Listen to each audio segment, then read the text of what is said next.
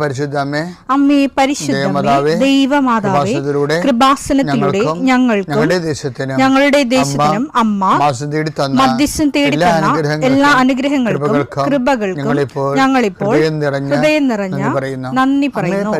അമ്മേ പരിശുദ്ധമ്മേ, ദൈവമാതാവേ, 2004 ഡിസംബർ 7 ഉച്ചകഴിഞ്ഞ് 2:30 കൃപാസനത്തിൽ സംഭവിച്ച അമ്മയുടെ പ്രത്യക്ഷപ്പെടലിനെക്കുറിച്ച് തിരുസഭയ്ക്ക് സമർപ്പിച്ചിരിക്കുന്ന പഠനരേഖകളുടെ മേൽ സഭാത്മകമായ പഠനം ആരംഭിക്കുവാൻ ഞങ്ങൾ പ്രാർത്ഥിക്കുന്നു.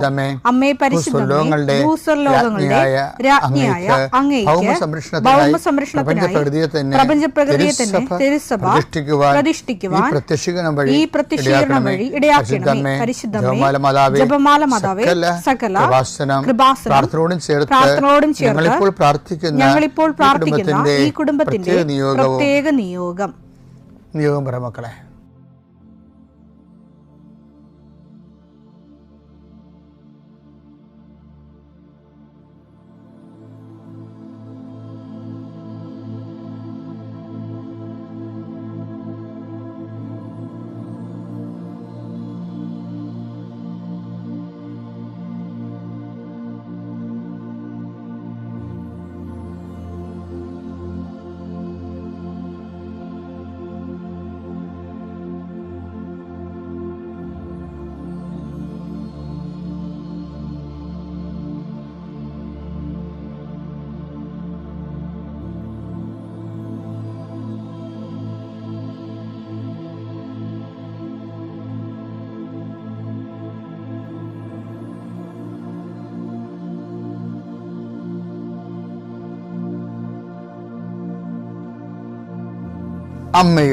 അമ്മയുടെ പ്രത്യക്ഷീകരണത്തിന്റെ ഈ അനുഗ്രഹവേളയിൽ ഞങ്ങൾക്ക് സാധിച്ചു തരുവാൻ കനിയണമേ. ആമേൻ. വിശ്വാസ പ്രമാണം. സർവശക്തനായ പിതാവും ആകാശത്തിന്റെയും ഭൂമിയുടെയും സൃഷ്ടാവുമായ ദൈവത്തിൽ ഞാൻ വിശ്വസിക്കുന്നു. അവിടുത്തെ ഏകപുത്രനും ഞങ്ങളുടെ കർത്താവുമായ ഈശോമിശിഹായിലും ഞാൻ വിശ്വസിക്കുന്നു. ഈ പുത്രൻ പരിശുദ്ധാത്മാവിനാൽ ഗർഭസ്ഥനായി കന്യകാമറിയത്തിൽ നിന്ന് പിറന്ന് പൊന്തിയോസ് പീലാത്തോസിന്റെ കാലത്ത് പീഡകൾ സഹിച്ച് കുരിശിൽ തറയ്ക്കപ്പെട്ട് മരിച്ച് അടക്കപ്പെട്ട് പാതാളങ്ങളിൽ ഇറങ്ങി മരിച്ചവരുടെ ഇടയിൽ നിന്ന് 3-ാം നാൾ ഉയർത്ത് സ്വർഗത്തിലേക്ക് എഴുന്നള്ളി സർവശക്തിയുള്ള പിതാവായ ദൈവത്തിന്റെ വലതുഭാഗത്തിരിക്കുന്നു. അവിടെ നിന്ന് ജീവിക്കുന്നവരെയും മരിച്ചവരെയും വിധിക്കുവാൻ വരുമെന്നും ഞാൻ വിശ്വസിക്കുന്നു. പരിശുദ്ധാത്മാവിലും ഞാൻ വിശ്വസിക്കുന്നു. വിശുദ്ധ കത്തോലിക്കാ സഭയിലും പുണ്യവാന്മാരുടെ ഐക്യത്തിലും പാപങ്ങളുടെ മോചനത്തിലും ശരീരത്തിന്റെ ഉയർപ്പിലും നിത്യമായ ജീവിതത്തിലും ഞാൻ വിശ്വസിക്കുന്നു. ആമേൻ. സുഖസ്ഥനായ ഞങ്ങളുടെ പിതാവേ, അങ്ങയുടെ നാമം പൂജിതമാകണമേ. അങ്ങയുടെ രാജ്യം വരണമേ. അങ്ങയുടെ തിരുമനസ് സ്വർഗത്തിലെ പോലെ ഭൂമിയിലും ആകണമേ. അന്നു വേണ്ടുന്ന ആഹാരം ഇന്ന് ഞങ്ങൾക്ക് തരണമേ. ഞങ്ങളോട് തെറ്റ് ചെയ്യുന്നവരോട് ഞങ്ങൾ ക്ഷമിക്കുന്നത് പോലെ ഞങ്ങളുടെ തെറ്റുകൾ ഞങ്ങളോടും ക്ഷമിക്കണമേ.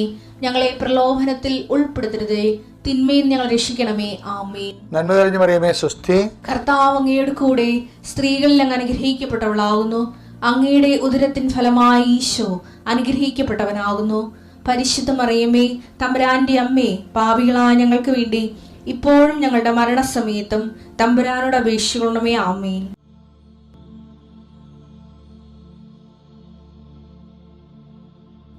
പിതാവിന്റെയും പുത്രന്റെയും പരിശുദ്ധാത്മാവിന്റെ നാമത്തിൽ എൻ്റെ കർത്താവേ, ഞങ്ങൾക്ക് വേണ്ടി ക്രൂശിക്കപ്പെട്ടവനെ, ഞങ്ങൾക്ക് വേണ്ടി തിരുവിലാൽ മുറിവേറ്റവനെ, ഞങ്ങൾക്ക് വേണ്ടി മുൾക്കിടം ചൂടിയവനെ, നിന്റെ തിരുമുറുപാടുന്ന വലതുകരം, അനുഗ്രഹത്തിന് അണിപ്രദാർന്ന അത്ഭുതകരം ഓരോ മകൻ്റെ മേലും ഈ നിമിഷം വെക്കണമെന്ന് പ്രാർത്ഥിക്കുന്നു. ദൈവത്തിലെ നീ എവിടെയായിരിക്കുന്നു അവിടെ നിനക്ക് അനുഗ്രഹം ആവശ്യമുള്ള ഇടത്ത് വസ്തുക്കൾ നിന്റെ കയ്യിലുണ്ടെങ്കിൽ അതിപ്പോൾ എടുക്കാവുന്നതാണ്.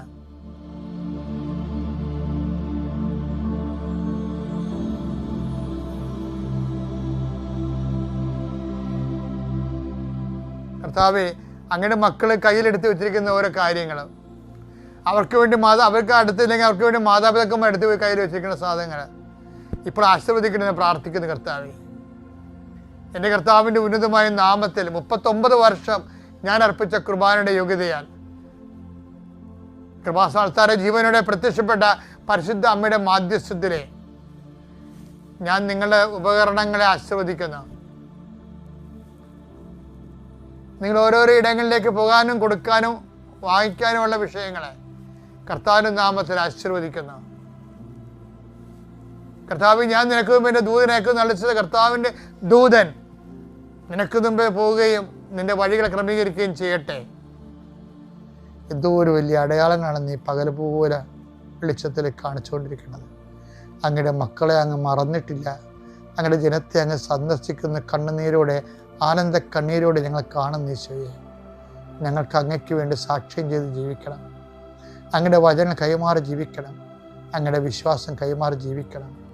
കർത്താവേ, അങ്ങയുടെ മക്കൾക്ക് അടയാളം നൽകണമേ. ജീവിതത്തിൻ്റെ തകർന്ന നിമിഷങ്ങളിൽ പെട്ടിരിക്കുന്ന എല്ലാവരും, സമാധാനം ഇല്ലാത്തവർ, ഡൈവേഴ്സിന് കേസ് കൊടുത്തിരിക്കുന്നവർ, അത് ഒത്തുതീർക്കാൻ ആഗ്രഹിക്കുന്നവർ, കർത്താവ് അവരുടെ രേഖകൾ അങ്ങ് പരിശോധിക്കണമേ. കർത്താവ്, ജഡ്ജ്മെൻറ്റ് വീണ്ടും നീതിക്ക് വേണ്ടി പോരാടാൻ പോകുന്നവർ ആ ജഡ്ജ്മെൻറ്റ് സമർപ്പിച്ച് പ്രാർത്ഥിക്കുന്നു. ഞങ്ങളുടെ ഭാരങ്ങൾ ഏറ്റെടുക്കുന്ന കർത്താവെ, ഈ ഭാരച്ചീട്ടുകളിലെല്ലാം നിൻ്റെ പ്രസാദം തളിക്കണമേ. അധ്വാനിക്കുന്നതിനും ഭാരം വഹിക്കുന്നതിനിടയ്ക്ക് വരിക. ഞാൻ നിങ്ങളെ ആശ്വസിപ്പിക്കാൻ നളിച്ചവനെ, ഇതെല്ലാം ആശ്വാസമായി മാറണമേ. പരിശുദ്ധമേ ദൈവമാതാവേ, ദുരന്തമുണ്ടാകാൻ വേണ്ടി പ്രാർത്ഥിക്കുന്ന നല്ല ചെയ്ത അമ്മ, ദുരന്തത്തിന് പോലും പ്രതിവിധി നിശ്ചയിച്ച അമ്മ, നിങ്ങൾക്ക് വേണ്ടി നിമിഷം മധ്യസ്ഥം വഹിക്കുന്നു. എൻ്റെ കർത്താവിനുമായ നാമത്തിൽ സഭയുടെ അധികാരത്തിൻ്റെ രേഖകളെ, ഡോക്യുമെൻറ്റുകളെ ഈശോ നാമത്തിൽ ആശീർവദിക്കുന്നു, വിടുതൽ നൽകുന്നു. Lord, in peace, spirit of power and grace.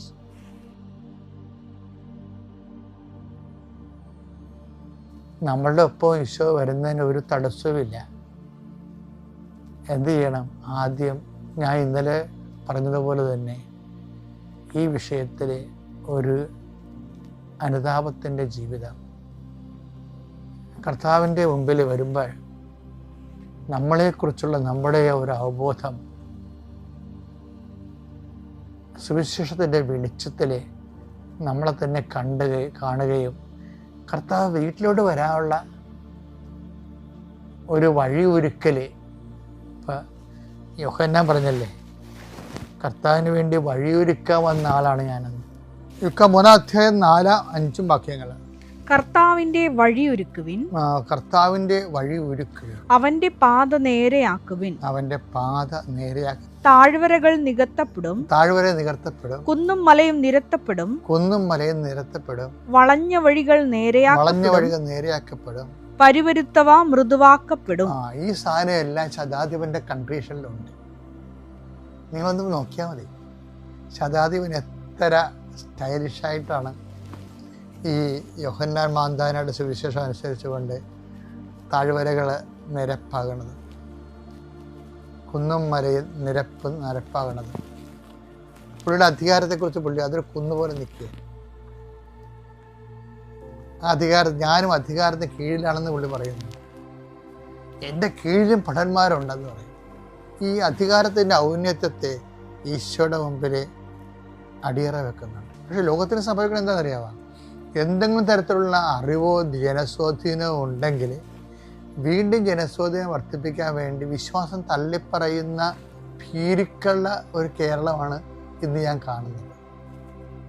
എന്തെങ്കിലും പകുഴുതുണ്ടെങ്കിൽ, എന്തെങ്കിലും ഒരു കഴിവുണ്ടെങ്കിൽ 10 മനുഷ്യരെ കൂടി ഫാൻസാക്കാൻ വേണ്ടി വിശ്വാസത്തെ തള്ളിപ്പറയും.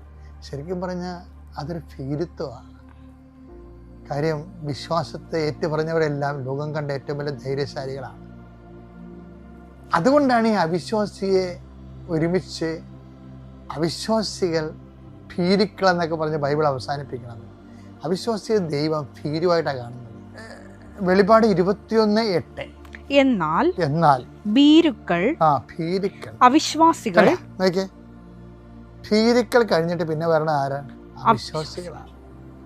അപ്പൊ വിശ്വാസികൾ ആരാണ്? വിശ്വാസികൾ ഭീരുക്കളല്ല. ലോകങ്ങളുടെ ഏറ്റവും വലിയ ധൈര്യശാലികൾ ആരായിരുന്നു? വിശ്വാസികളെ.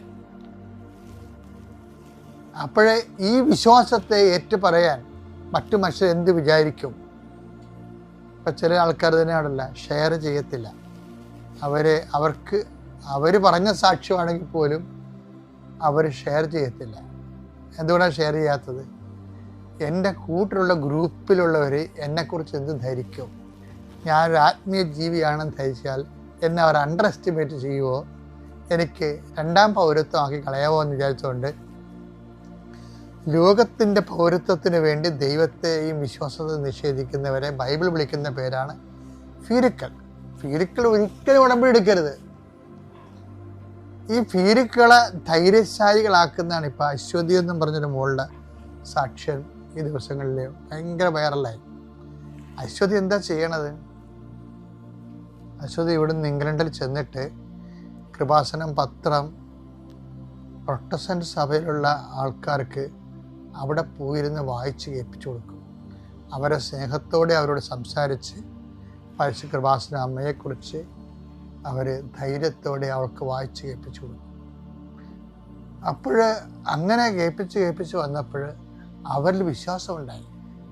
അശ്വതിക്ക് വീണ്ടും വിസ അവിടെ കിട്ടാൻ സാധ്യതയില്ലായിരുന്നു, പുതുക്കാൻ സാധ്യതയില്ലായിരുന്നു. പക്ഷേ ഹസ്ബൻഡിനും കുഞ്ഞുങ്ങൾക്കും ഒക്കെ വീണ്ടും പുതുക്കി കിട്ടിയപ്പോൾ അവർ തന്നെ പറഞ്ഞു, അശ്വതി ഇത് നിൻ്റെ മമ്മയുടെ ഗ്രേറ്റ്നെസ് ആണെന്ന്, നീ വിശ്വസിക്കുന്ന കൃപാസന മമ്മയുടെ ഗ്രേറ്റ്നെസ് ആണെന്ന് അവർ പറഞ്ഞു. അതെന്താ കാര്യം? അത് അവർ ഈ അശ്വതി എടുത്ത ധൈര്യമാണ്. ധൈര്യം ഒരു പ്രധാനപ്പെട്ട വിഷയമാണ്.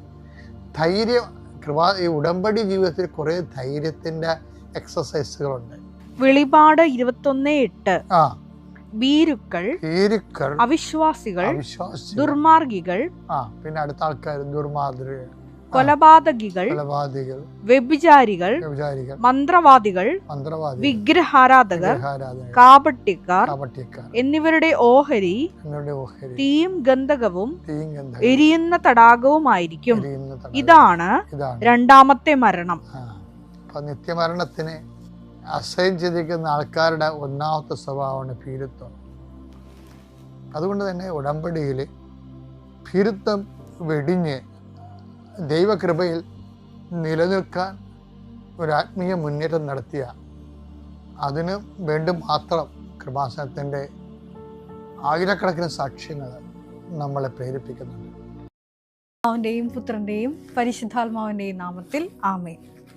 പരിശുദ്ധ ദൈവമാതാവിൻ്റെ കരം പിടിച്ച് ദൈവപിതാവിനെ മുഖാഭിമുഖം കാണുവാൻ ഈ ഭൂമിയിലായിരുന്നു കൊണ്ട് മരിയൻ ഉടമ്പടി എടുത്തുകൊണ്ട് കൂടുതൽ വിശ്വസ്തയോടെ തീക്ഷ്ണതയോടെ ഉടമ്പടി നിബന്ധനകൾ പാലിച്ച് മുന്നേറാൻ ഉതകുന്ന ലിവിങ് ഓറക്കിൾസ് ജീവവചസ്സുകൾ എന്ന ശുശ്രൂഷയുടെ 27ാമത്തെ എപ്പിസോഡിലേക്ക് എല്ലാവരെയും സ്നേഹപൂർവ്വം സ്വാഗതം ചെയ്യുന്നു.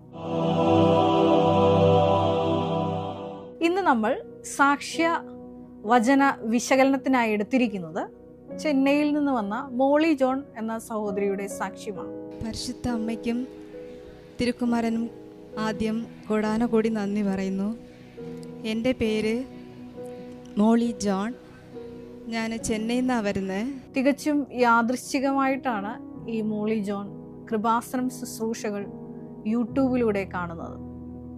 ഈ ശുശ്രൂഷകൾ ആദ്യം കൂടിയപ്പോൾ ഈ മകളുടെ മനസ്സിലോട്ട് വന്ന ചിന്ത, ഈ കൃപാസനം എന്നൊരു പേര് അതൊരു ക്രൈസ്തവ പേരായി മകൾക്ക് തോന്നിയില്ല. അത് പഴയ നിയമത്തിലെ കൃപാസനത്തെ പറ്റി വേണ്ടത്ര അറിവില്ലാത്തത് കൊണ്ടാണ്. തുടർന്ന് ഈ മകള് പറയുന്നുണ്ട്, എന്നെ അറിയാതെ തന്നെ എന്നെ എന്തോ ഒന്ന് സ്പർശിക്കുകയാണ്, അത് വീണ്ടും നോക്ക് എന്ന്. അപ്പം ഞാൻ പിന്നെ ആ അച്ഛൻ്റെ ആ ടോക്കെല്ലാം ഫുള്ളും ഇങ്ങനെ നോക്കാൻ തുടങ്ങിയപ്പോൾ ഉടമ്പടിയെക്കുറിച്ചൊക്കെ പറയുക. എനിക്ക് ഈ ഉടമ്പടി എന്താണെന്നോ ആ ഉപ്പ്, തേന്, തൈലം ഇതൊക്കെ പറയുമ്പോൾ എനിക്കൊന്നും മനസ്സിലാകുന്നില്ല. അപ്പം ഞാൻ പെട്ടെന്ന് ഈ ഉടമ്പടി എന്താ എന്ന് വിചാരിച്ചിട്ട് ഞാൻ സെർച്ച് ചെയ്യാൻ തുടങ്ങി. കുറച്ച് നേരം കഴിഞ്ഞിട്ട് എനിക്ക് മാതാവ് എന്തോ ഒരു സംരക്ഷണം തരുന്നത് പോലെ എനിക്കെന്തോ ഒരു വൈബ്രേറ്റ് ആകുന്നു, വീണ്ടും നോക്ക് എന്ന്.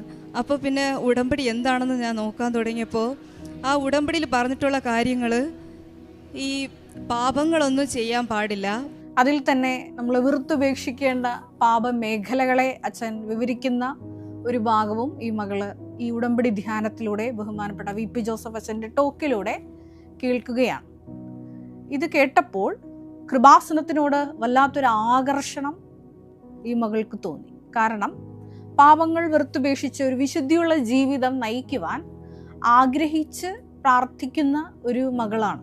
അതുകൊണ്ടാണ് പെട്ടെന്ന് ഈ മരിയൻ ഉടമ്പടിയുടെ ഒരു അന്തസത്തയെ ഉൾക്കൊള്ളാൻ ഈ മകൾക്ക് കഴിഞ്ഞത്. കാരണം നിങ്ങൾക്കറിയാവുന്നതുപോലെ ഏശയ്യ 1:19 തിരുവചനം അനുസരിച്ച്, അനുസരിക്കാൻ സന്നദ്ധരെങ്കിൽ നിങ്ങൾ ഐശ്വര്യം ആസ്വദിക്കും. അപ്പോൾ അനുതാപമാണ് മരിയൻ ഉടമ്പടിയിലെ കൃപകളും അനുഗ്രഹങ്ങളും ഒക്കെ പ്രാപിക്കുവാനുള്ള ആദ്യത്തെ നടപടി എന്നുള്ളത്. അത് ഈ സഹോദരിക്ക് മനസ്സിലായപ്പോൾ ഈ മരിയൻ ഉടമ്പടിയെ വല്ലാതെ ഇഷ്ടപ്പെട്ടു. നമുക്കറിയാവുന്നതുപോലെ വിശുദ്ധ യോഹന്നാന്റെ ലേഖനത്തിൽ നമ്മൾ ഇപ്രകാരം വായിക്കുന്നുണ്ട്. 1 യോഹന്നാൻ 3:9, ദൈവത്തിൽ നിന്ന് ജനിച്ച ഒരുവനും പാപം ചെയ്തില്ല, കാരണം ദൈവ ചൈതന്യം അവനിൽ കുടികൊള്ളുന്നു. ദൈവത്തിൽ നിന്ന് ജനിച്ച ഒരുവനും പാപം ചെയ്യാൻ സാധിക്കുകയില്ല. വിശുദ്ധ യോഹന്നാന്റെ ലേഖനത്തിലെ വളരെ ശക്തമായിട്ടുള്ളൊരു വചനഭാഗമാണ്. അതായത് ദൈവത്താൽ ജനിക്കപ്പെടുന്ന ഒരു വ്യക്തിക്ക് ദൈവത്തെ വേദനിപ്പിച്ച് പാപം ചെയ്യുവാൻ സാധ്യമല്ല. ഇത് മരിയൻ ഉടമ്പടിയിൽ നിൽക്കുമ്പോൾ നമുക്ക് ഓരോരുത്തർക്കും ആർജിക്കാവുന്ന വലിയൊരു കൃപയാണ്. പാപം ചെയ്യാതെ പരിശുദ്ധ അമ്മ ജീവിച്ചതുപോലെ എപ്പോഴും ദൈവഹിതത്തെ മാത്രം നോക്കി കണ്ടുകൊണ്ട് ദൈവമഹത്വത്തിന് വേണ്ടി മാത്രം ജീവിക്കുന്ന ഒരു വിശ്വാസ നടപടി, അത് വിശ്വാസിക്ക് സാധ്യമാണ് എന്നാണ് പരിശുദ്ധ അമ്മ തൻ്റെ ജീവിതത്തിലൂടെ നമ്മളെ പഠിപ്പിച്ച് കാണിച്ചു തന്നത്. പരിശുദ്ധ അമ്മയുടെ സ്തോത്രഗീതത്തിൽ പരിശുദ്ധമ്മ പറയുന്നത് ഇപ്രകാരമാണ്: എൻ്റെ ആത്മാവ് കർത്താവിനെ മഹത്വപ്പെടുത്തുന്നു, എൻ്റെ ചിത്തം രക്ഷകനായ ദൈവത്തിൽ ആഹ്ലാദിക്കുന്നു.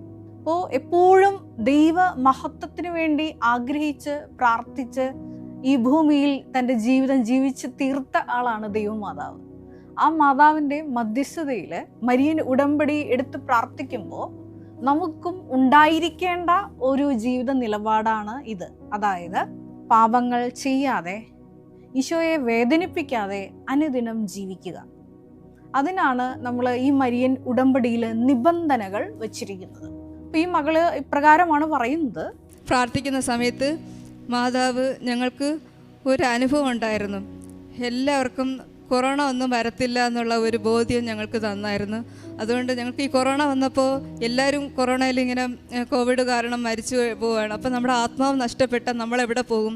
എനിക്ക് ഈ പാതാളത്തിലും ശുദ്ധീകരണ സ്ഥലത്തൊന്നും പോകാൻ വലിയ താല്പര്യമൊന്നുമില്ല. അപ്പോൾ ഞാൻ മാതാവിനോട് കരഞ്ഞു പ്രാർത്ഥിച്ചു, ഈശോയെ എൻ്റെ ആത്മാവ് നഷ്ടപ്പെടാതെ ഈ സ്വർഗത്തിൽ പോകാൻ വേണ്ടിയിട്ട് അമ്മ എനിക്ക് ഈശോയുടെ ഒപ്പം കൊണ്ടുപോകാൻ എന്നെ വഴി നടത്തണമെന്ന് ഞാൻ ഒരുപാട് എപ്പോഴും പ്രാർത്ഥിക്കുന്ന ഒറ്റ കാര്യം, എൻ്റെ ആത്മാവ് നഷ്ടപ്പെടാതെ കാത്തുകൊള്ളണേ എന്ന് പ്രാർത്ഥിക്കും.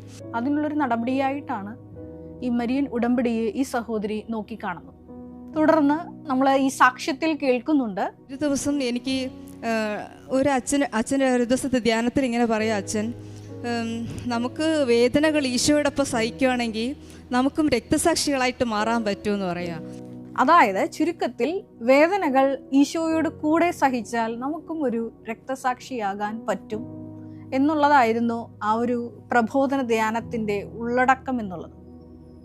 ഇത് ഈ മകളെ വല്ലാതെ സ്വാധീനിച്ചു. തുടർന്നുള്ള ദിവസങ്ങളിൽ വലിയൊരു സഹന സാഹചര്യത്തിലൂടെ ഈശോ ഈ മകളെ കടത്തിവിടുകയാണ്. അതായത് പെട്ടെന്ന് ഈ മകൾക്ക് ഒരു വയറുവേദന വരുന്നു.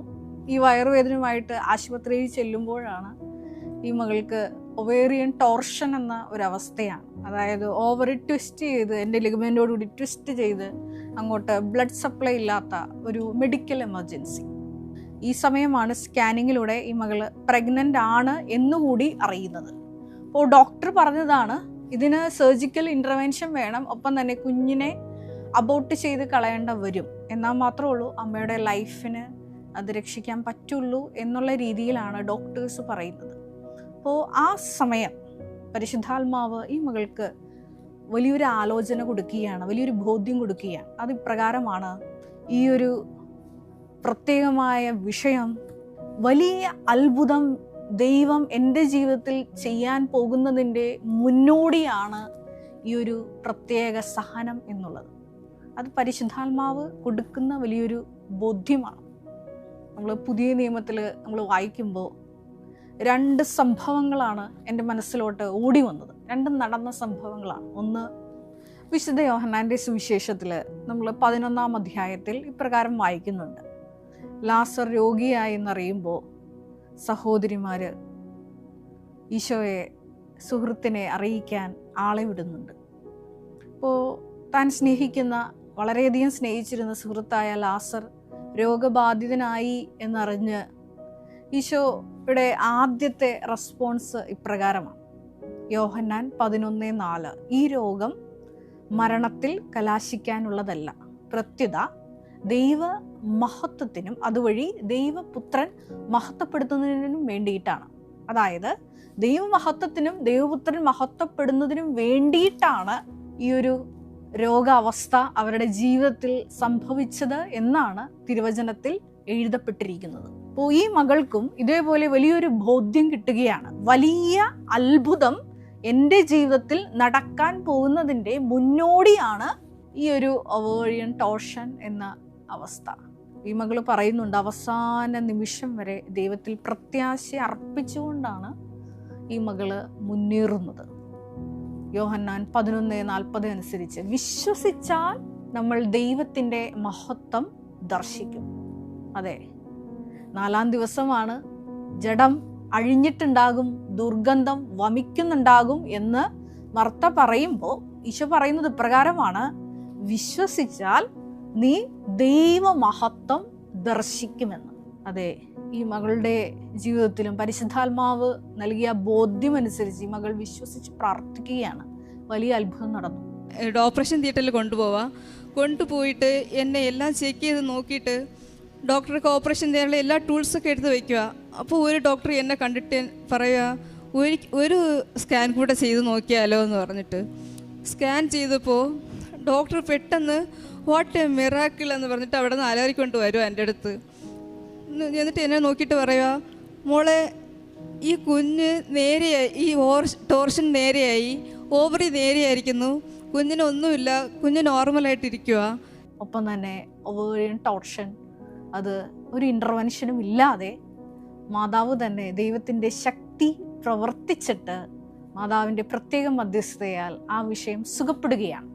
വീണ്ടും നമ്മുടെ ജീവിതത്തിലൊക്കെ സഹനങ്ങൾ ഉണ്ടാകുമ്പോൾ നമ്മൾ കൈവരിക്കേണ്ട വലിയ വിശ്വാസ നിലപാടിനെ പറ്റി നമ്മളെ പഠിപ്പിച്ചു തരുന്ന വലിയൊരു പുസ്തകമാണ് വിശുദ്ധ ലൂക്ക എഴുതിയ അപ്പോസ്തല പ്രവർത്തനങ്ങൾ. അപ്പോസ്തല പ്രവർത്തനങ്ങളിൽ നമ്മൾ വായിക്കുന്നുണ്ട്, ആദ്യത്തെ രക്തസാക്ഷിയായ വിശുദ്ധ സ്റ്റീഫൻ്റെ ജീവിതം അവിടെ പച്ചയായി തുറന്നു കാട്ടുന്നുണ്ട്. അവിടെ നമ്മൾ ഇപ്രകാരം വായിക്കുന്നുണ്ട്, ഈ സെൻറ്റ് സ്റ്റീഫൻ്റെ പ്രസംഗമൊക്കെ കേട്ടപ്പോൾ കോപാക്രാന്തരായി ജനങ്ങൾ ഈ സെൻറ്റ് സ്റ്റീഫൻ്റെ നേരെ പല്ല് കടിക്കുമ്പോൾ എന്താണ് സെൻറ്റ് സ്റ്റീഫൻ്റെ വിശ്വാസ നടപടി എന്തായിരുന്നു? അത് അപ്പോസ്തല പ്രവർത്തനങ്ങൾ 7-ാം അധ്യായം 55-ാം തിരുവചനത്തിൽ നമ്മൾ വായിക്കുന്നുണ്ട്. എന്നാൽ അവൻ പരിശുദ്ധാത്മാവാൽ നിറഞ്ഞ് സ്വർഗത്തിലേക്ക് നോക്കി ദൈവത്തിൻ്റെ മഹത്വം ദർശിച്ചു. ഇവിടെ വിശുദ്ധ സ്റ്റീഫൻ കൈവരിച്ച ഒരു വിശ്വാസ നടപടിയുണ്ട്. അതായത് കുരിശുകൾ ജീവിതത്തിൽ പെരുകിയപ്പോൾ ദൈവത്തിൻ്റെ മഹത്വം ദർശിച്ചു. ഞാൻ എപ്പോഴും എൻ്റെ പ്രസംഗങ്ങളിൽ പറയാനുള്ളൊരു കാര്യമാണ്, ഞാൻ 2012 കൃപാസനത്തിൽ വരുന്നത്. അന്ന് ഞാൻ ആദ്യമായിട്ട് ഒരു എഡിറ്റോറിയൽ ബഹുമാനപ്പെട്ട VP ജോസഫ് അച്ഛൻ്റെ 2010 എനിക്ക് ഈ ഒരു കൃപാസനത്തിൻ്റെ പത്രം കൈ കിട്ടുന്നത്. അന്നത്തെ ആ എഡിറ്റോറിയൽ അച്ഛൻ പ്രതിപാദിച്ചിരുന്ന ഒരു വിഷയം എന്നുള്ളത് ഇതായിരുന്നു, വിട കൊണ്ടവരെ കുറിച്ച് ചില വീണ്ടും വിചാരങ്ങൾ. നമുക്ക് എല്ലാവർക്കും അറിയാം, നവംബർ മാസം മരിച്ചവരുടെ മാസമാണ്, ഈ മാസം മരിച്ചവരുടെ മാസമാണ്. അപ്പം അന്ന് ആദ്യമായിട്ട് കൃപാസനം പത്രം എൻ്റെ കയ്യിൽ കിട്ടുമ്പോൾ അച്ഛൻ അന്ന് ആ എഡിറ്റോറിയൽ ഫുൾ എഴുതിയിരുന്നത്, നമ്മുടെ ഈ ഭൂമിയിൽ നമ്മൾ സഹിക്കുന്ന സഹനങ്ങൾ, കുരിശുകൾ, ഇതിനൊക്കെ സ്വർഗത്തിൽ എന്തുമാത്രം മഹത്വമാണ് നമുക്ക് കിട്ടാൻ പോകുന്നത്. ഈ കുരിശുകൾ ദൈവനാമത്തിൽ ഏറ്റെടുക്കുന്നതിലൂടെ എന്തുമാത്രം മഹത്വമാണ് നമ്മൾ സ്വർഗത്തിൽ ആർജിക്കാൻ പോകുന്നത് എന്നതിനെ പറ്റിയാണ് ബഹുമാനപ്പെട്ട VP ജോസഫ് അച്ഛൻ ആ എഡിറ്റോറിയൽ എഴുതിയിരുന്നത്. എനിക്കന്ന് വല്ലാത്ത സന്തോഷം തോന്നി. കാരണം ജീവിതത്തിൽ പല ദുരിത സഹനങ്ങളിലൂടെ കടന്നു പോകുന്നൊരു സമയത്താണ്, ഞാനന്ന് പഠിച്ചുകൊണ്ടിരിക്കുകയാണ്, 4ാം വർഷ BS നഴ്സിംഗ് വിദ്യാർത്ഥിനിയായിരുന്നു. അപ്പം ആ സമയത്താണ് എനിക്ക് ഈ പത്രം കൈ കിട്ടുന്നത്. അപ്പോൾ ഞാൻ ഇന്നും ഓർക്കുന്നുണ്ട്, ആ ഒരു പരിശുദ്ധാത്മാവ് ഉൾക്കാഴ്ച കൊണ്ട്, പരിശുദ്ധാത്മാവ് നൽകിയ ബോധ്യം കൊണ്ടാണ് എന്നെ ദൈവപിതാവ് പഠിപ്പിച്ചത്, ജോമോളെ ഇപ്പോഴത്തെ കുരിശുകൾ നിന്റെ ജീവിതത്തിൽ വരാനിരിക്കുന്ന വലിയ മഹത്വത്തിൻ്റെ മുന്നോടിയാണെന്ന്. അത് റോമ 8:17. അവനോട് കൂടെ നമ്മളെ മഹത്വപ്പെടുത്തുന്നതിന് വേണ്ടിയിട്ടാണ് ഇപ്പോൾ നമ്മൾ അവൻ്റെ നാമത്തിൽ പീഡകൾ സഹിക്കുന്നത്. ആ ഒരു ബോധ്യം കിട്ടിയാൽ മാത്രമേ ഉള്ളൂ നമ്മുടെ ജീവിതത്തിൽ ഇപ്പോൾ നമ്മൾ അനുഭവിച്ചുകൊണ്ടിരിക്കുന്ന സഹനങ്ങളുടെ യഥാർത്ഥ അർത്ഥം അറിഞ്ഞുകൊണ്ട് സന്തോഷത്തോടെ അതിനെ പുൽകാൻ പറ്റുകയുള്ളൂ. അപ്പോൾ ഞാൻ പറഞ്ഞു വന്നത് ഇപ്രകാരമാണ്. സെയിൻറ്റ് സ്റ്റീഫൻ്റെ ജീവിതത്തിലും ഇപ്രകാരം വലിയൊരു സഹനം ദൈവപിതാവ് അനുവദിച്ചു കൊടുക്കുന്നുണ്ട്, ആദ്യത്തെ രക്തസാക്ഷി എന്ന നിലയിൽ. ആ സമയം പ്രശ്നങ്ങൾ ഉണ്ടാക്കിയ വ്യക്തികളുടെ നേരെ സെയിൻറ്റ് സ്റ്റീഫൻ്റെ കണ്ണുകൾ പോയില്ല. ആ സിറ്റുവേഷനിലോട്ടും സെയിൻറ്റ് സ്റ്റീഫൻ്റെ മനസ്സ് പാഞ്ഞില്ല. പ്രത്യുത അപ്പോസ്തല പ്രവർത്തനങ്ങൾ 7:55 അവൻ സ്വർഗത്തിലേക്ക് നോക്കി പരിശുദ്ധാത്മാവിൽ നിറഞ്ഞ് ദൈവ മഹത്വം ദർശിച്ചു. അത് ജീവിതത്തിലെ ഓരോ സഹനങ്ങൾ ഉണ്ടാകുമ്പോൾ ഞാൻ നേരത്തെ പറഞ്ഞതുപോലെ ഈ ഒരു ക്രിസ്ത്യാനി ആയിരിക്കുക എന്നുള്ളതിൻ്റെ അർത്ഥം എന്നുള്ളത് കുരിശുകളെ പുൽകാൻ നമ്മൾ റെഡിയാവുക എന്നുള്ളത് തന്നെയാണ്. തൻ്റെ മലയിലെ പ്രസംഗത്തിൽ ഈശോ അത് ഉൾച്ചേർത്തിട്ടുണ്ട്. മത്തായിയുടെ സുവിശേഷം 5:11 എന്നെ പ്രതി മനുഷ്യർ നിങ്ങളെ പീഡിപ്പിക്കുകയും അവഹേളിക്കുകയും എല്ലാവിധ വ്യാജമായ കാര്യങ്ങളും നിങ്ങൾക്കെതിരെ ആരോപിക്കുകയും ചെയ്യുമ്പോൾ നിങ്ങൾ ആഹ്ലാദിച്ചുല്ലസിക്കുക, കാരണം സ്വർഗത്തിൽ നിങ്ങളുടെ പ്രതിഫലം വലുതായിരിക്കും. അപ്പോൾ നമ്മൾ ചെയ്യേണ്ട ഒരേയൊരു നടപടി എന്നുള്ളത് കുരിശുകളെ ഈശോയുടെ സഹനത്തോട് ചേർത്ത് ദൈവമഹത്വത്തിനായി കാഴ്ചവെക്കുക. അതാണ് ഒരു വിശ്വാസിയുടെ നടപടി എന്നുള്ളത്. അവിടെയാണ് വിശുദ്ധ സ്റ്റീഫൻ കണ്ടതുപോലെ സ്വർഗത്തിലെ ദൈവത്തിൻ്റെ മഹത്വം ദർശിക്കാൻ നമുക്ക് സാധിക്കുന്നത്. ഈ മകളുടെ സാക്ഷ്യത്തിലൂടെ ഞാൻ പറയാൻ ഉദ്ദേശിച്ചതും അതുതന്നെയാണ്. വലിയൊരു സഹനം ജീവിതത്തിൽ വന്നപ്പോൾ ഈ മകളെ സാക്ഷ്യപീഠത്തിലോട്ടാണ് ദൈവപിതാവ് ഉയർത്തിയത്. ആ ഒരു സാക്ഷ്യം പറയാനാണ് ഇവിടെ ചെന്നൈയിൽ നിന്ന് വന്നിരിക്കുന്നത്. അത് സഹനങ്ങളെ ഈശോയുടെ കുരിശിനോട് ചേർത്ത് വെച്ചപ്പോഴാണ് ആ മകൾക്ക് അത് സാധ്യമായത്. ഈ മകൾ സാക്ഷി അവസാനിപ്പിക്കുന്നത് ഇപ്രകാരമാണ്. അതേപോലെ ഈ കൃപാസന ഇവിടെ വേദിയിൽ അച്ഛൻ പറയുമ്പോഴൊക്കെ ഞാൻ വിചാരിക്കുന്നത് ഇത് ലോകത്തിൻ്റെ ഈ ലോക അവസാനത്തിൻ്റെ അടയാളങ്ങളായിട്ടാണ് ഓരോ സാക്ഷ്യങ്ങളും. ഇത് ആത്മീയ രക്ഷയ്ക്ക് വേണ്ടിയിട്ട് ദൈവം ഒരുക്കുന്ന ഒരു വഴിയായിട്ടാണ് ഞാൻ ഇത് കാണുന്നത്. ഇത് വെറുതെ ഒരു കൃപാസനമല്ല. ഈ അവസാന ലോകത്തിൻ്റെ കാലത്തിൻ്റെ അടയാളം, അവസാനത്തിൻ്റെ ഒരു കാലത്തിൻ്റെ ഒരു ഇതാണ് ദൈവം അനുവദിച്ച് ഇറക്കിയതാണ്. എന്ന് വെച്ചാൽ ഒരിടത്തും ഇതുപോലത്തെ ഒരു ആത്മീയ രക്ഷയ്ക്ക് വേണ്ടിയിട്ടുള്ള ഒരു ഇതും ഞാൻ കണ്ടിട്ടില്ല. കാരണം പല പല മരിയൻ പ്രത്യക്ഷീകരണങ്ങൾ, ഏതാണ്ട് 300ഓളം അറിയപ്പെടുന്ന പ്രത്യക്ഷീകരണങ്ങളും അതിൽ കൂടുതൽ തന്നെ അറിയപ്പെടാത്ത പ്രത്യക്ഷീകരണങ്ങളും നമുക്കറിയാവുന്നതാണ്. പക്ഷേ ഈ പ്രത്യക്ഷീകരണങ്ങൾക്ക് അപ്പുറത്ത് കൃപാസനത്തെ വ്യത്യസ്തമാക്കുന്ന ഒരു ഘടകമുണ്ട്. അത് ഈ ആത്മരക്ഷയ്ക്കായി വ്യക്തികളെ ഒരുക്കുന്ന ഒരു ആലയമാണ് കൃപാസനം എന്നുള്ളത്. കാരണം കൃപാസനത്തിൻ്റെ ഔദ്യോഗികമായിട്ടുള്ള പ്രാർത്ഥനാ ശുശ്രൂഷ എന്നുള്ളത് മരിയൻ ഉടമ്പടി എന്നുള്ളതാണ്. മരിയൻ ഉടമ്പടി എന്താണ്? പാപങ്ങൾ വെറുത്തുപേക്ഷിച്ചുകൊണ്ട് യോഹന്നാൻ 2:5 അനുസരിച്ചുകൊണ്ട് അവൻ പറയുന്നത് പോലെ ചെയ്തുകൊണ്ട് ഒരു ജീവിത ക്രമമുണ്ടാക്കി നിത്യതയെ ലക്ഷ്യമാക്കി യാത്ര ചെയ്യുക എന്നുള്ളതാണ് ഒറ്റ വാക്കിൽ പറഞ്ഞാൽ. അതായത് ആത്മരക്ഷയെ മാത്രം മുൻനിർത്തിയുള്ള ഒരു വിശ്വാസ പ്രാർത്ഥന നടപടിക്രമമാണ് മരിയൻ ഉടമ്പടി എന്നുള്ളത്. ഇതാണ് ഈ മകള് സാക്ഷ്യത്തിൽ പറയുന്നത്. അതായത് യുഗാന്ത്യത്തിനു വേണ്ടിയിട്ട് ആത്മരക്ഷയെ മുൻനിർത്തിക്കൊണ്ട് ഒരുക്കാനുള്ള ഒരു ദൈവത്തിൻ്റെ പദ്ധതിയാണ് ഈ ഒരു മരിയൻ പ്രത്യക്ഷീകരണ ആലയം എന്നുള്ളത്. ഈ ഒരു വലിയ സാക്ഷ്യം നമ്മൾ ശ്രവിക്കുമ്പോൾ ഒരു നിമിഷം നമുക്ക് കണ്ണുകളടയ്ക്കാം. വലിയ വലിയ കുരിശുകളിലൂടെയെല്ലാം ഈശോയെ വലിയ മഹത്വം തരാൻ വേണ്ടിയിട്ട് നീ ഞങ്ങളെ അത് ചേർത്ത് പിടിച്ചതാണെന്ന് ഇപ്പോൾ ഞങ്ങൾ മനസ്സിലാക്കുന്നു. വിശുദ്ധ യോഹന്നാന്റെ സുവിശേഷം 11:4 നമ്മൾ കേട്ടതുപോലെ ഈ രോഗം, ഈ പീഡ, ഈ സഹനം, ഇപ്പോൾ നമ്മൾ അനുഭവിച്ചിരിക്കുന്ന ഓരോരോ ജീവിത ദുരിതങ്ങളെല്ലാം അത് മരണത്തിൽ കലാശിക്കാനുള്ളതല്ല. പ്രത്യുത ദൈവമഹത്വത്തിനും അതുവഴി ദൈവപുത്രൻ മഹത്വപ്പെടുന്നതിനും ഏറെ പ്രത്യേകമായിട്ട് കൃപാസനം മരിയൻ പ്രത്യക്ഷീകരണത്തിലൂടെ ദൈവമാതാവും ദൈവപിതാവും മഹത്വപ്പെടുന്നതിനും വേണ്ടിയാണെന്ന് ഞങ്ങൾ ഇപ്പോൾ മനസ്സിലാക്കും. ഈശോയെ, വിശുദ്ധ സ്റ്റീഫൻ ചെയ്തതുപോലെ ഓരോ ജീവിത സഹന സാഹചര്യങ്ങളിലും സ്വർഗത്തിലേക്ക് നോക്കി ദൈവമഹത്വം ദർശിക്കുവാൻ എളിയവരായ ഞങ്ങളെയും ഈ മരിയൻ ഉടമ്പടി വഴി ഒരുക്കണമേ എന്ന് പ്രത്യേകമായിട്ട് ഞങ്ങൾ പ്രാർത്ഥിക്കുന്നു. അതിന് 1 യോഹന്നാൻ 3:9 തിരുവചനം അനുസരിച്ച് ഈ മരിയൻ ഉടമ്പടിയിൽ നിന്നുള്ള ചൈതന്യം സ്വീകരിച്ച് കൊളോസ്യൻസ് 3:10 തിരുവചനം അനുസരിച്ച് പുതിയൊരു സൃഷ്ടിയായി, ഹൃദയ പരിച്ഛേദനം സ്വീകരിച്ച പുതിയൊരു സൃഷ്ടിയായി ഞങ്ങളുടെ ജീവിതങ്ങളെ രൂപാന്തരപ്പെടുത്തണമേ എന്ന് ഞങ്ങൾ പ്രാർത്ഥിക്കുന്നു. കർത്താവായ ക്രിസ്തു വഴി ഞങ്ങൾ സമർപ്പിക്കുന്ന പ്രാർത്ഥന കേട്ടറിയണമേ. Ave Maria. എൻ്റെ പേര് ഷൈമോൾ. ഞാൻ ഉഴുവൂരിൽ നിന്ന് വരുന്നു. ഞാൻ ആദ്യമായി ഉടമ്പടി എടുത്തത് 2022 മാർച്ച് 12-ാം തീയതിയാണ്. Not by merit but by grace. ഈ സ്റ്റേജിൽ കയറി നിന്ന് ഈശോയ്ക്കും മാതാവിനും നന്ദി പറയുവാൻ എന്നെയും എൻ്റെ കുടുംബത്തെയും അനുഗ്രഹിച്ച ഈശോയ്ക്ക് 1000 നന്ദി പറയുന്നു. ഞാനിപ്പോൾ സ്റ്റാഫ് നേഴ്സായി ജർമ്മനിയിൽ ജോലി ചെയ്യുന്നു. ഈ വർഷത്തെ ജപമാല റാലിയിൽ പങ്കെടുക്കുവാൻ വേണ്ടി 12 ദിവസത്തെ അവധിയെടുത്ത് വന്നതാണ്. ഞാൻ 2004 നേഴ്സിംഗ് പാസ് ഔട്ടായത്. അന്ന് മുതലുള്ള എൻ്റെ ആഗ്രഹമായിരുന്നു വിദേശത്ത് കുടുംബവുമായി ഒരു ജോലി. അന്ന് മുതൽ കാനഡ, UK, ഡെൻമാർക്ക് അങ്ങനെ പല രാജ്യങ്ങളിലേക്ക് വേണ്ടി ശ്രമിച്ചുകൊണ്ടിരുന്നു.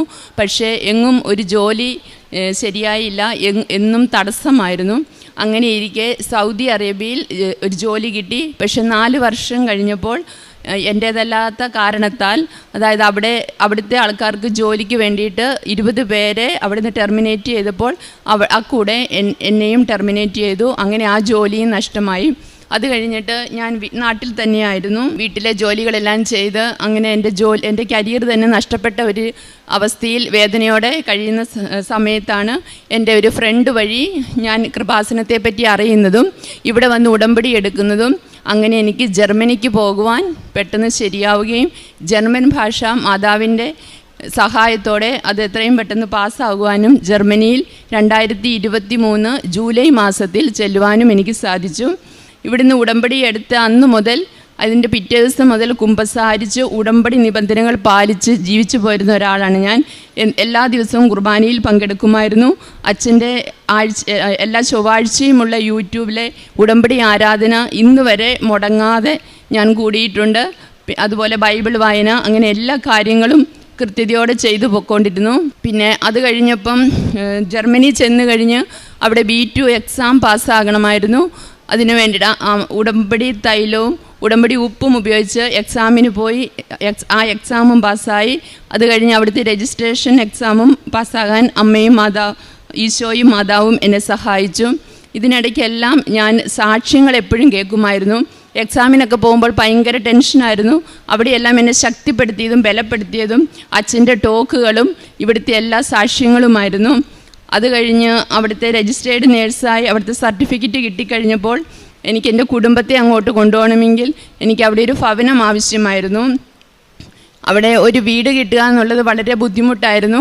എന്താണെന്ന് വെച്ചാൽ കുട്ടികളുള്ളപ്പോൾ അവർക്ക് ജർമ്മൻകാർക്ക് വീട് വാടകയ്ക്ക് തരാൻ വളരെ മടിയായിരുന്നു. അങ്ങനെ ഇരിക്കെ ഞാനൊരു ദിവസം പള്ളി കഴിഞ്ഞ് ഇങ്ങനെ അവിടെ കുരിശിൻ്റെ വഴി ചെല്ലിക്കൊണ്ടിരുന്നപ്പോൾ ആ പള്ളിയിൽ സ്ഥിരമായി വന്നുകൊണ്ടിരുന്ന ഒരു സ്ത്രീ വഴി എനിക്ക് അവിടെ വീട് കിട്ടി. അപ്പം അവർക്ക് ഈ 4 മക്കളുണ്ടെന്ന് പറയുമ്പോൾ അവർക്ക് ഒരു ഭയങ്കര ബുദ്ധിമുട്ടായിരുന്നു വീട് തരാൻ. അപ്പം ഞാനിത് നിരന്തരമായി അമ്മയോട് പ്രാർത്ഥിച്ചുകൊണ്ടിരുന്നു. പിന്നെ അച്ഛൻ്റെ ഡെയിലി ബ്രെഡ് പ്രാർത്ഥനയിൽ എന്നും സമർപ്പിച്ച് പ്രാർത്ഥിച്ചുകൊണ്ടിരുന്നു. അങ്ങനെ എനിക്ക് വാടകയ്ക്ക് വീട് തന്നേക്കുന്ന ആ ജർമ്മൻ സ്ത്രീക്കും 4 കുട്ടികളാണ്. അങ്ങനെ മാതാവ് എനിക്കായി ഒരു വീട് വാങ്ങിത്തന്നു. ആ വീട് കിട്ടിയത് ആ സമയത്ത് ഞാൻ ഇവിടെ നാട്ടിൽ വന്നിട്ടുണ്ടായിരുന്നു. ഞാനിവിടെ കൃപാസനത്തിൽ വന്ന് എൻ്റെ ഉടമ്പടി പുതുക്കി തിരിച്ച് വീട്ടിൽ ചെന്ന് 3 ദിവസം കഴിഞ്ഞപ്പോഴാണ് എനിക്കിങ്ങനെ ഈ വീടിനെ പറ്റി ഒരു മെയിൽ വരികയും ഈ വീട് എനിക്ക് കിട്ടുകയും ചെയ്തത്. അത് കഴിഞ്ഞ് ഞാൻ ലീവ് കഴിഞ്ഞ് അങ്ങോട്ട് ജർമ്മനിയിലേക്ക് പോയി. അവിടെ ചെന്ന് പിറ്റേ ദിവസം തന്നെ പോയി വീട് കണ്ടു. അപ്പോൾ ഞാൻ മാതാവിനോട് പറഞ്ഞു, മാതാവേ വാടകയൊക്കെ കൂടുതലാലോ, എന്നാ ചെയ്യണേ? അങ്ങനെ സംസാരിച്ച് പറഞ്ഞു കഴിഞ്ഞപ്പം എൻ്റെ മനസ്സിൽ തോന്നി, എന്തെങ്കിലും ഉടമ്പടി അടയാളങ്ങൾ ആ വീട്ടിലുണ്ടെങ്കിൽ ആ വീട് എടുക്കാം എന്നുള്ളൊരു തീരുമാനത്തോടു കൂടി ഞാൻ പോയി. ഞാൻ അവിടെ ചെന്ന് ആ വീട് കണ്ടു കഴിഞ്ഞപ്പോൾ ആ വീടിനോട് ചേർന്ന് തന്നെ ഒരു പള്ളിയാണ് ആദ്യം ഞാൻ കണ്ടത് വീട് കാണാൻ പോയപ്പോൾ. അത് കഴിഞ്ഞ് എനിക്ക് കിട്ടിയ ആ വീട്ടിൻ്റെ ആ ചുവരിൽ തന്നെ ഒരു വലിയ കുരിശും, പിന്നെ ആ വീടിൻ്റെ ജനാലകളൊക്കെ എല്ലാം പച്ച കളറിലുള്ള പെയിൻ്റാണ് അടിച്ചിരുന്നത്. അപ്പം ഞാൻ ഉറപ്പിച്ചു അത് മാതാവ് വഴി തന്നെ കിട്ടിയതാണ്. അങ്ങനെ ഞാൻ ആ വീടെടുത്തു. ഒക്ടോബർ ഈ മാസം 1-ാം തീയതി ഞാൻ ആ വീട്ടിലേക്ക് താമസം മാറി. അപ്പം അതിനുവേണ്ടി കുഞ്ഞുങ്ങളെയും എൻ്റെ ജീവിത പങ്കാളിയെയും കൊണ്ടുപോകാൻ വേണ്ടി വിസയ്ക്ക് അപ്ലൈ ചെയ്യണമായിരുന്നു. അപ്പം ഏജൻറ്റിനോട് ചോദിച്ചപ്പോൾ ഏജൻറ്റ് പറഞ്ഞു, നിങ്ങളുടെ വരുമാനം വെച്ച് നോക്കുമ്പോൾ അത് വിസ റിജക്ഷനേ വരുള്ളൂ. എന്നാന്ന് വെച്ചാൽ 5 പേർക്ക് ഒരാൾക്കുടെ കീഴിൽ ഒന്നിച്ച് വിസ അടിക്കുക എന്നുള്ളത് വളരെ പ്രയാസമാണ്. അങ്ങനെ വേറെ ഒത്തിരി പേർക്ക് അങ്ങനെ റിജക്ഷൻസ് വന്നിട്ടുണ്ട്. അതുകൊണ്ട് അത് നടക്കും തോന്നുന്നില്ല എന്ന് പറഞ്ഞു. അപ്പം ഏജൻറ്റ് പറഞ്ഞു, അങ്ങനെയാണെങ്കിൽ നമുക്ക് 2 വെക്കാം എന്ന് പറഞ്ഞു. അപ്പോൾ ആദ്യം ജീവിത പങ്കാളിയുടെയും 2 മക്കളുടെയും, അത് കഴിഞ്ഞിട്ട് 1 മാസം കഴിഞ്ഞ് അടുത്ത 2 പേരുടെയും വിസയ്ക്ക് വേണ്ടിയിട്ട് അപ്ലൈ ചെയ്തു. ആദ്യം ഓഗസ്റ്റ് 21-ാം തീയതി ജീവിത പങ്കാളിയുടെയും മൂത്ത 2 കുട്ടികളുടെയും വിസയ്ക്ക് അപ്ലൈ ചെയ്തു. അത് കഴിഞ്ഞ് ഞാനും എൻ്റെ ജീവിത പങ്കാളിയും സെപ്റ്റംബർ 8 നോയമ്പെടുത്തു. മാതാവിൻ്റെ 8 നോയമ്പെടുത്തിട്ട് 8-ാം തീയതി ഇളയ കുഞ്ഞുങ്ങളുടെ വിസയ്ക്ക് വേണ്ടിയിട്ട് അപ്ലൈ ചെയ്തു. സാധാരണ രീതിയിൽ വിസയ്ക്ക് അപ്ലൈ ചെയ്ത് കഴിഞ്ഞാൽ 14 ദിവസത്തിനുള്ളിൽ അവിടെ എനിക്ക് ജർമ്മനിയിൽ നമ്മുടെ ഇവിടുത്തെ എംബസിയിൽ നിന്ന് അപ്രൂവലിന് വരും. പക്ഷെ വന്നില്ല, വളരെ തടസ്സമായിരുന്നു. ഞാൻ മാതാവിനോട് കരഞ്ഞു പ്രാർത്ഥിച്ചു. എല്ലാം കൂടെ ഒന്നിച്ച് വന്ന റിജക്ഷനേ ഉണ്ടാവുമെന്ന് എനിക്കറിയാമായിരുന്നു. അങ്ങനെ എനിക്ക് വളരെ വിഷമമായി. അപ്പോൾ കഴിഞ്ഞ പ്രാവശ്യത്തെ ഇവിടുത്തെ ഉടമ്പടി ഞാൻ പുതുക്കിയപ്പോൾ എൻ്റെ ഒരു നിയോഗമായിരുന്നു ഒക്ടോബർ 25-ാം തീയതിയിലെ ജപമാല റാലി കൂടണമെന്നുള്ളത്. ഞാനിങ്ങനെയാണ് മാതാവിനോട് ഇവിടെ വന്ന് പ്രാർത്ഥിച്ചിട്ട് പോയത്. ജപമാല റാലി കൂടി പോകുമ്പോൾ എൻ്റെ കുടുംബത്തോടൊപ്പം എനിക്ക് ജർമ്മനിക്ക് തിരിച്ചു പോകുവാനുള്ള അവസരം നീ ഒരുക്കി തരണം. അത് മാത്രമായിരുന്നു എൻ്റെ പ്രാർത്ഥന. അങ്ങനെ ഈ വിസയുടെ കാര്യത്തിൽ ഒരു തീർച്ചയില്ല, തീരുമാനമില്ല. അങ്ങനെ ഞാൻ ഒത്തിരി വിഷമിച്ചു. ഞാൻ എന്നും ഈ അനുഗ്രഹ ഡെയിലി ബ്രെഡ് പ്രാർത്ഥനയിൽ ഡോക്യുമെൻറ്റ്സ് കാണിച്ച് പ്രാർത്ഥിക്കുമായിരുന്നു. അത് വെച്ചാൽ എൻ്റെ കയ്യിൽ കുഞ്ഞുങ്ങളുടെ പാസ്പോർട്ട് ഇല്ലാത്തതുകൊണ്ട് എൻ്റെ പാസ്പോർട്ട് എടുത്ത് ഞാൻ പ്രാർത്ഥിക്കുമായിരുന്നു. അത് ഈശോയുടെ മാതാവിൻ്റെ മുന്നിൽ കൊണ്ടുവച്ച് എപ്പോഴും പ്രാർത്ഥിക്കുമായിരുന്നു. ഒത്തിരി ഉപ്പും വിതറി പ്രാർത്ഥിക്കുമായിരുന്നു. അങ്ങനെ ഇരിക്കെ ഒരു ദിവസം ഞാൻ വിസ ഓഫീസിൽ വിളിച്ചു ചോദിച്ചപ്പം ഇതിൻ്റെ അപ്ഡേറ്റ്സിനെ പറ്റി വിളിച്ചു ചോദിച്ചപ്പോൾ അവർ പറഞ്ഞു, ഇതുവരെ ഇവിടെ ഒന്നും വന്നിട്ടില്ല, അങ്ങനെ ആകപ്പാട് തടസ്സപ്പെട്ട് കിടക്കുന്നു. ഞാൻ അവിടെ ലീവ് എഴുതി കൊടുത്തേക്കുന്നു. ഒക്ടോബർ 20 മുതലുള്ള ലീവ് എനിക്ക് ആകപ്പാടെ 12 ദിവസത്തെ ലീവ് ഇനി മിച്ചമുള്ളൂ.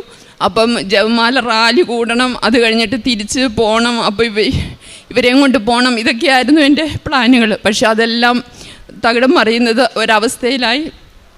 അങ്ങനെ ഇരിക്കെ പെട്ടെന്ന് ഒരു ദിവസം അവിടുന്ന് വിസ ഓഫീസിൽ നിന്ന് വിളിച്ചു പറഞ്ഞു, ഇതിൻ്റെ അപ്രൂവലിന് വേണ്ടിയിട്ട് ലിസ്റ്റ് വന്നിട്ടുണ്ട്. വന്നപ്പം ഇവരുടെ 5 പേരുടെയും കൂടെ പേര് ഒന്നിച്ചു വന്നു. അപ്പോൾ പിന്നെ ഞാൻ ഉറപ്പിച്ചു, ശരി ഇത് റിജക്ഷൻ തന്നെ. എന്നാന്ന് വെച്ചാൽ അങ്ങനെ നടക്കത്തില്ലെന്നാണ് മനുഷ്യ ബുദ്ധിയിൽ ആശ്രയിച്ച് എന്നോട് ഏജൻറ്റുമാർ പറഞ്ഞത്. അതൊരിക്കലും നടക്കത്തില്ല അങ്ങനെ പറഞ്ഞു. അങ്ങനെ എനിക്ക് ആകപ്പാടെ വിഷമമായി. ഞാൻ ജപമാല 4 ജപമാല ഒന്നിച്ച് ചൊല്ലി മാതാവിനോട് ചോദിച്ചു, ഇതിനെന്താണ് ഒരു പരിഹാരം? എനിക്കറിയില്ല എന്നാ ചെയ്യേണ്ടതെന്ന്. എനിക്ക് പക്ഷേ 2 കുട്ടികൾ ഇവിടെ ഇട്ട് 2 കുട്ടികൾ അവിടെ, അങ്ങനെ പറ്റത്തില്ല. എനിക്ക് എൻ്റെ കുടുംബത്തോടൊപ്പം ജീവിക്കണം മാതാവേ എന്നും പറഞ്ഞ് ഞാൻ കരഞ്ഞു പ്രാർത്ഥിച്ചു. അങ്ങനെ അച്ഛൻ്റെ ആരാധനയും കൂടി പ്രാർത്ഥിച്ചു കഴിഞ്ഞപ്പോഴത്തേനും എൻ്റെ മനസ്സിൽ തോന്നി, ഞാൻ അവരുടെ ഓഫീസിൽ വിളിച്ചപ്പോൾ അവരെന്നോട് പറഞ്ഞു, നീ ഒരു മിനി ജോബിന് ശ്രമിക്ക്.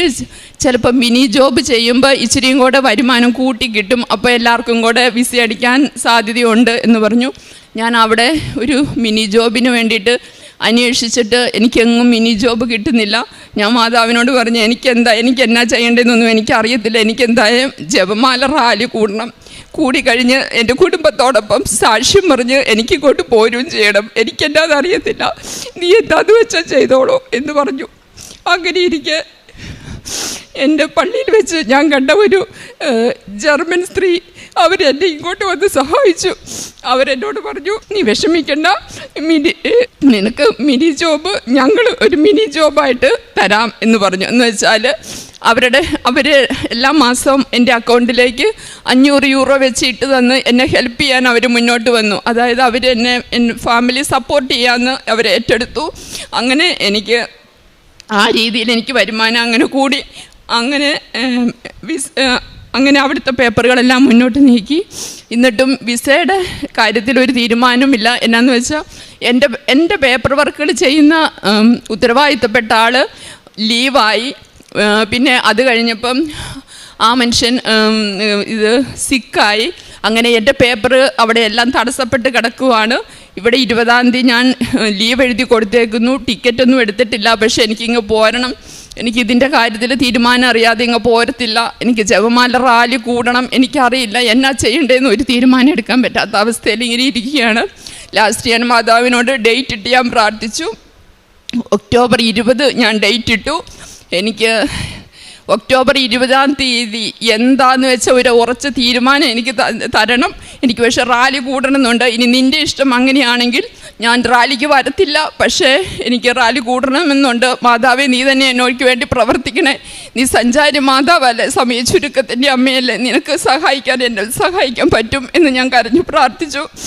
അങ്ങനെ പ്രാർത്ഥിച്ച് 19-ാം തീയതിയായി. 19-ാം തീയതി വരെ എനിക്ക് അവിടെ ഡ്യൂട്ടിയുള്ളൂ. 20-ാം തീയതി മുതൽ എനിക്ക് ലീവാണ്. എനിക്കറിയത്തില്ല എന്നാ ചെയ്യേണ്ടതെന്ന്. 19-ാം തീയതി ഒരു തീരുമാനമെടുക്കാൻ പറ്റാത്ത അവസ്ഥയിൽ ഞാനിങ്ങനെ നീറുകയാണ്. അങ്ങനെ ഞാൻ സമ്പൂർണ്ണ ജപമാല പിന്നെയും ചൊല്ലി. ഞാൻ ബൈബിൾ തുറന്ന്, എപ്പോഴും ഞാൻ അങ്ങനെയാണ്, ഈശോയോട് സംസാരിച്ചിട്ട് ബൈബിൾ തുറന്ന് നോക്കുമ്പോൾ എനിക്ക് അതിന് അനുയോജ്യമായ ഉത്തരം എപ്പോഴും ബൈബിളിൽ നിന്ന് കിട്ടാറുണ്ട്. നമ്മുടെ പ്രശ്നങ്ങൾക്ക് എൻ്റെ ജീവിതത്തിൽ എനിക്ക് അങ്ങനെ അനുഭവപ്പെട്ടിട്ടുണ്ട്. എന്ത് പ്രശ്നങ്ങളുണ്ടെങ്കിലും അതിനുള്ളൊരു ഉത്തരം ബൈബിളിൽ നിന്ന് എവിടെ നിന്നെങ്കിലും കിട്ടിയിരിക്കും. അന്ന് ഞാനിങ്ങനെ പ്രാർത്ഥിച്ചു കഴിഞ്ഞ് ബൈബിൾ തുറന്നപ്പം എനിക്ക് കിട്ടിയത് ഹബക്കുക്ക് പ്രവാചകൻ്റെ 1-ാം അധ്യായം 5-ാമത്തെ വാക്യമാണ്. ദൈവത്തിൻ്റെ മറുപടി: ആരും പറഞ്ഞാൽ വിശ്വസിക്കാനാവാത്ത ഒരു പ്രവൃത്തി, ഒരത്ഭുതം നിൻ്റെ നാളുകളിൽ ഞാൻ ചെയ്യാൻ പോകുന്നു. ഈ വചനം എന്നെ വളരെയധികം സ്പർശിച്ചു. ഞാൻ അന്നേരം തന്നെ പള്ളിയിലേക്ക് ഓടി. അന്നത്തെ കുർബാന കൂടി. അത് കഴിഞ്ഞ് ഞാൻ മാതാവിനോട് പറഞ്ഞു, മാതാവേ, എന്തായാലും വിസയുടെ കാര്യത്തിൽ ഇതുവരെ ഒരു അറിവുമില്ല. ഞാൻ എന്തായാലും ടിക്കറ്റ് ബുക്ക് ചെയ്യാണ്. ജപമാല റാലി കൂടാൻ വേണ്ടിയിട്ട് മാത്രം ഞാൻ ടിക്കറ്റ് ബുക്ക് ചെയ്യാണ്. നീ വിചാരിച്ചാൽ എനിക്കെൻ്റെ കുടുംബത്തോടൊപ്പം തിരിച്ചിങ്ങോട്ട് പോരാൻ പറ്റും എന്നുള്ളൊരു വിശ്വാസത്തിൽ ഞാൻ ടിക്കറ്റ് ബുക്ക് ചെയ്തു. ടിക്കറ്റ് ബുക്ക് ചെയ്ത് 1 മണിക്കൂർ കഴിഞ്ഞപ്പോൾ അവിടുത്തെ ജർമ്മനിയിലെ വിസ ഓഫീസിൽ നിന്ന് എനിക്കൊരു മെയിൽ വന്നു. അവിടുത്തെ പേപ്പറുകളെല്ലാം ഇങ്ങോട്ടേക്ക് പോന്നിട്ടുണ്ട് എന്നുള്ള രീതിയിൽ ഒരു മെയിൽ വന്നു. അതായത് ഒരു പ്രതീക്ഷ, പക്ഷെ അന്നേരം ഉറപ്പൊന്നുമില്ല. അങ്ങനെ ഞാൻ അവിടുന്ന് പോന്നു. ഞാൻ 22-ാം തീയതി അവിടുന്ന് ജർമ്മനിയിൽ നിന്ന് ഇങ്ങോട്ട് പോന്നു. 23-ാം തീയതി ഇവിടെ എത്തി. രാവിലെ ഞാൻ ഇങ്ങോട്ട് കൃപാസനത്തിലേക്കാണ് ഡയറക്റ്റ് വന്നത്. എന്നിട്ട് ഞാൻ ജീവിത പങ്കാളിയോട് പറഞ്ഞു, കൃപാസനത്തിലേക്ക് വരാൻ പറഞ്ഞു. എന്നിട്ട് ഞാൻ ഇവിടെ നിന്ന് ഉടമ്പടി പുതുക്കി ഹസ്ബൻഡ് പുതിയതായിട്ട് ഉടമ്പടി എടുക്കുകയും ചെയ്തു.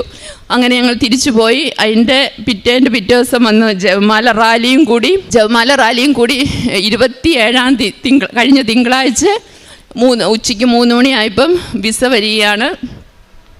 വിസ വന്ന് തുറന്നു നോക്കാൻ അപ്പടി ഒരു പേടിയായിരുന്നു. എന്താണ് റിജക്ഷനാണ്, നമുക്ക് തുറന്നു നോക്കുമ്പോഴല്ലേ അറിയാൻ പറ്റുള്ളൂ. അങ്ങനെ തുറന്നു നോക്കിയപ്പം ദൈവം അനുഗ്രഹിച്ച് മാതാവിൻ്റെ കൃപയാൽ എല്ലാവർക്കും വിസ അടിച്ച് കിട്ടി. അതിന് ഈശോയ്ക്കും മാതാവിനോടും എത്ര നന്ദി പറഞ്ഞാലും മതിയാവത്തില്ല.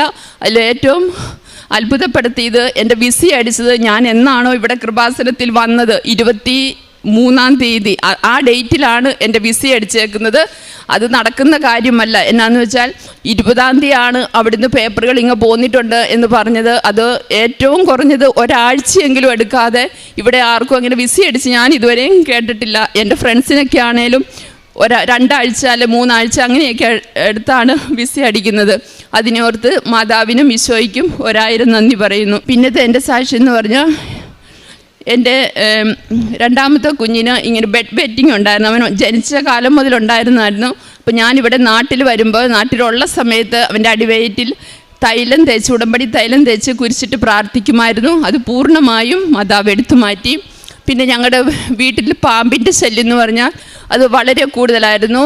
ഞങ്ങളുടെ അടുക്കളയിലും ഒക്കെ ഇങ്ങനെ വളരെ വിഷമുള്ള പാമ്പിനെ ഞങ്ങൾ കണ്ടിട്ടുണ്ട്. ജനലയിലും അങ്ങനെ നമ്മുടെ വീടിൻ്റെ അകത്ത് ഒത്തിരി പാമ്പിൻ്റെ ശല്യമുണ്ടായിരുന്നു.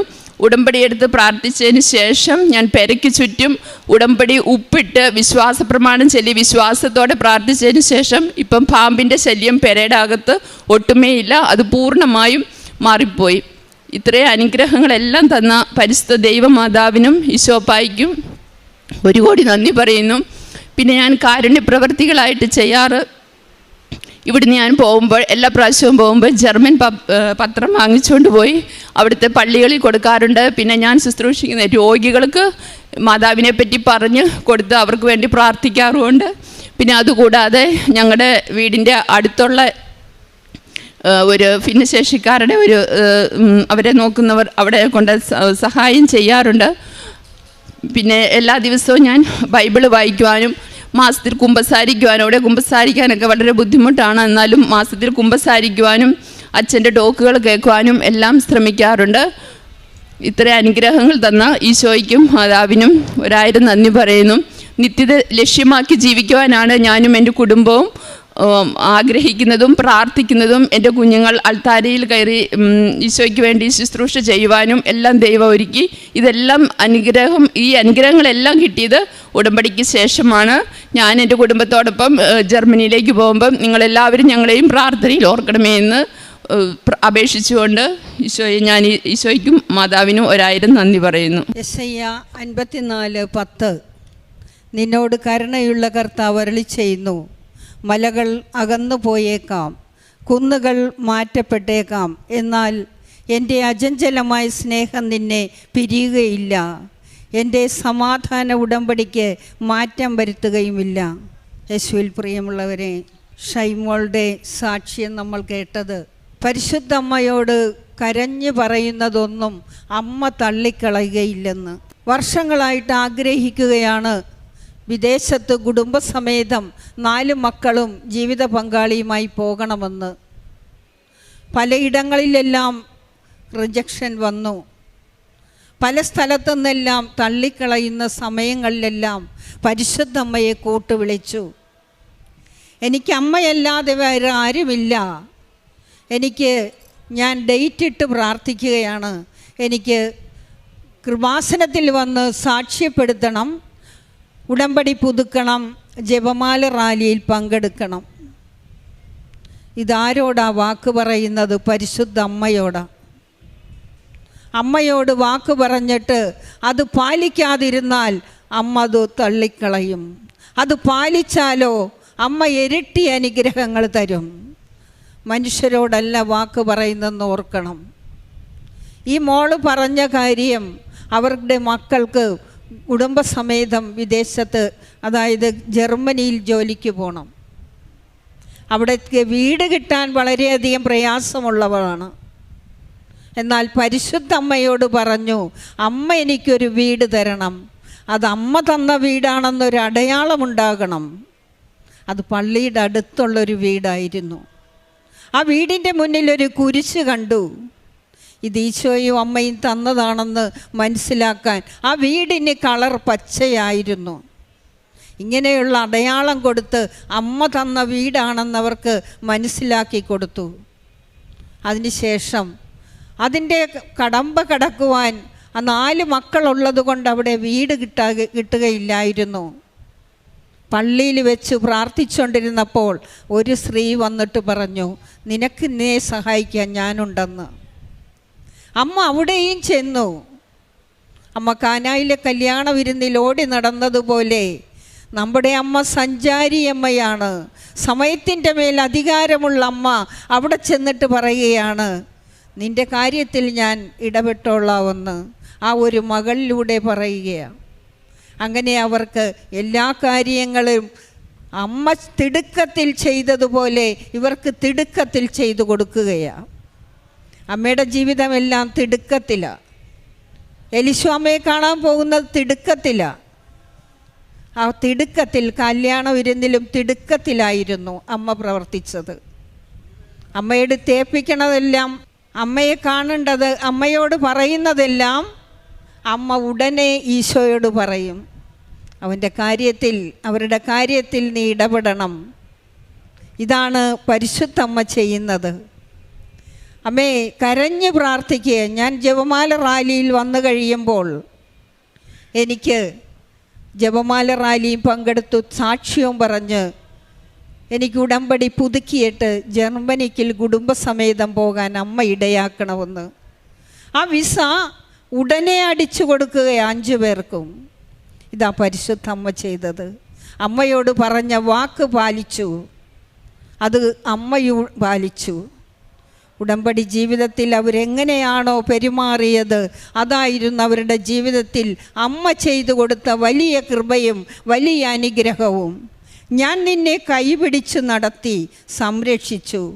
അന്ധർക്ക് കാഴ്ച നൽകുന്നതിനും തടവുകാരെ കാരാഗ്രഹത്തിൽ നിന്നും അന്ധകാരത്തിലിരിക്കുന്നവരെ ഇരുട്ടറയിൽ നിന്നും മോചിപ്പിക്കുന്നതിനും വേണ്ടി ഞാൻ നിന്നെ ജനത്തിന് ഉടമ്പടിയും ജനതകൾക്ക് പ്രകാശവുമായി മാറ്റി. പരിശുദ്ധമ്മ വഴി ഈശോ നൽകിയ വൻ കൃപകൾക്ക് കരങ്ങളടിച്ച് നമുക്ക് നന്ദി പറയാം.